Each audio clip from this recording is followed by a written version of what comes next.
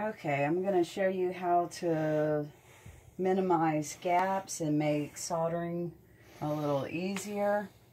First, with the soldering, I use this Safety Flux by Hobby Lobby. Pour a little bit in an empty container, and I rub it on my copper foil to clean it real good. And I'll show you why I do that. And take a old piece of tarnished copper foil. You see how tarnished it is? That Hobby Lobby Flux cleans it real well, and that'll help your soldering. Okay, now how I minimize gaps is I'll solder a piece together. I'll like lay a piece of glass under it. Get a light on. This glass isn't going to fit the best, but this is just an example. Get that out from under there.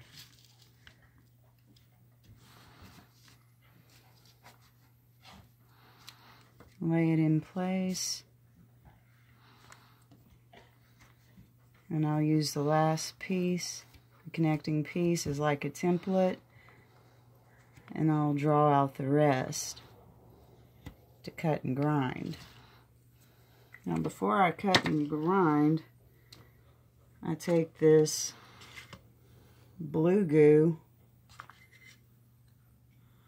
that I buy at Walmart and I rub on the marker lines. But the piece I want to cut right now to show what I do with my ring saw, it's this little piece. I'm going to trace it out like so.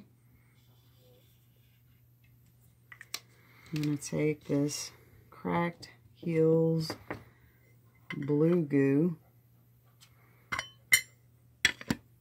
and a brush and wipe on my marker lines.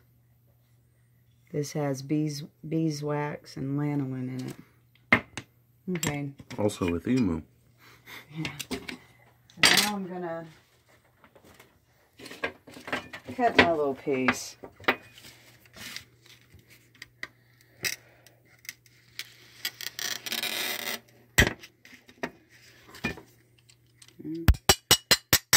Tap under it a little.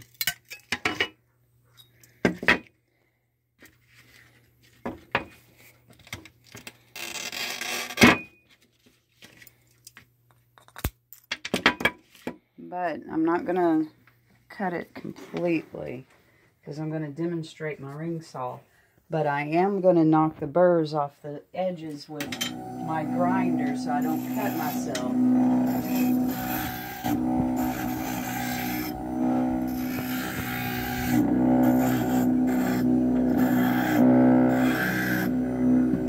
Okay, now I'm going to put it under the ring saw. With the ring saw, you have to move slowly. You can't force the piece in there. You're going to break your band, your blade. But when I use my saw, I'm going to cut the outside edges. I don't go up to it perfectly because I'm going to finish it off and smooth it out with my grinder. So here goes. Oh, another great tip. You can buy this RV and Marine antifreeze and put it like a cap or so in your water.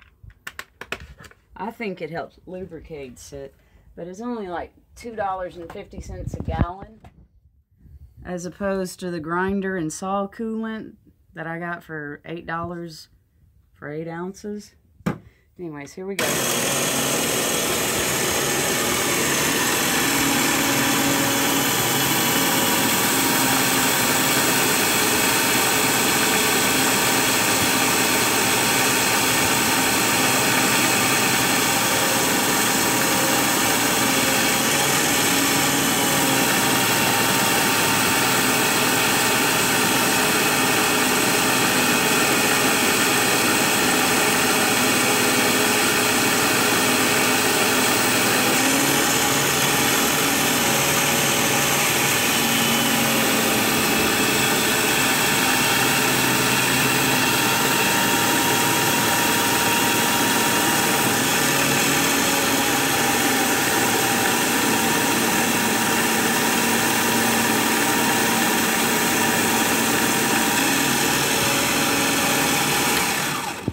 anyways, that'll give you an idea, and I'll hit the rest of it with my grinder. Okay, that's that. Now I'm going to show you a little soldering real fast. I'm going to use that Safety Flux by Hobby Lobby on a Q-tip. I'm just going to round my little edges there just to clean the copper full. That's all I'm doing, is just cleaning it. That's my purpose right now.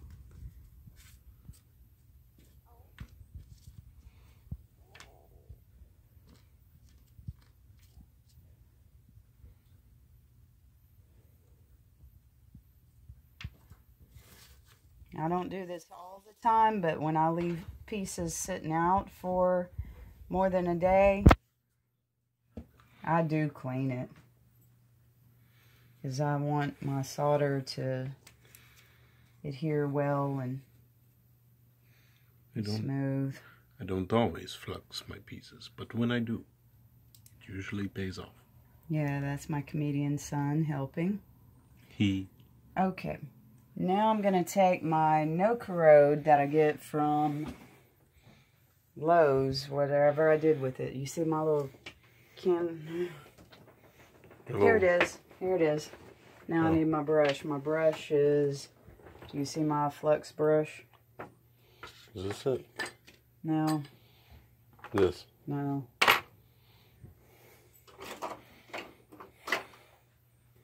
Aren't you just using your flux brush? Yes, it's right over here. Sorry.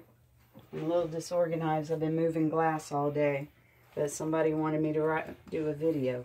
Okay, this is no corrode. Regular Let me get it in focus.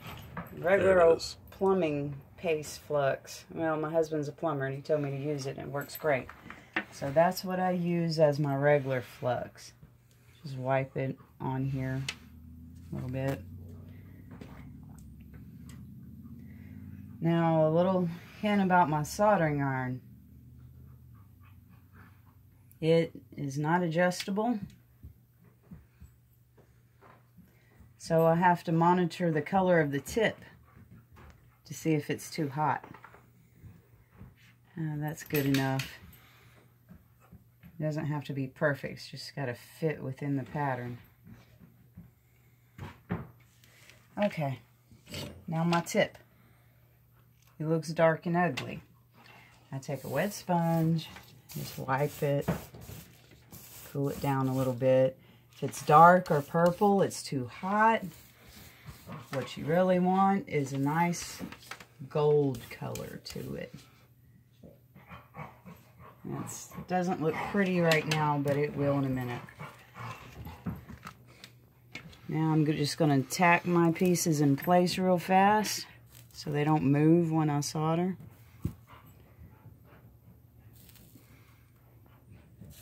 And right now I'm just using 50-50 because this is my piece going in my window. If I wanted something smooth and pretty, I'd use 60-40. Well, no, you always make the 50-50 turn out real well.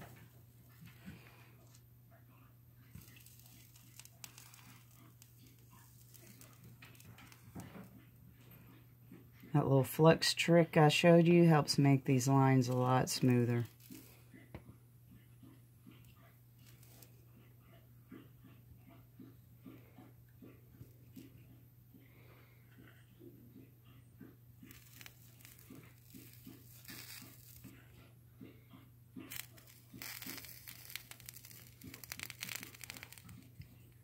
Okay, now that I got that down, I'm going to flux it one more time and go over it once more.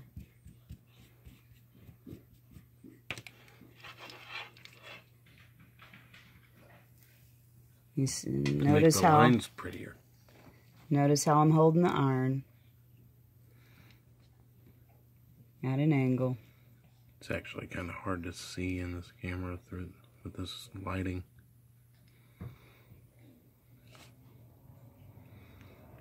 Rather, it's difficult to see the iron and its orientation. Now you can either lift straight up or you can drag your iron out. So however you prefer. Now when I get to a junction with a 50-50, I can hold my iron 3 seconds. 1, 2, 3, and lift up. 1, 2, 3. 1, 2, 3. Sometimes that works out the junction. 1, 2, 3. 1, 2, 3. You can see how smooth it made everything. Now I'm just going to drag this one more time.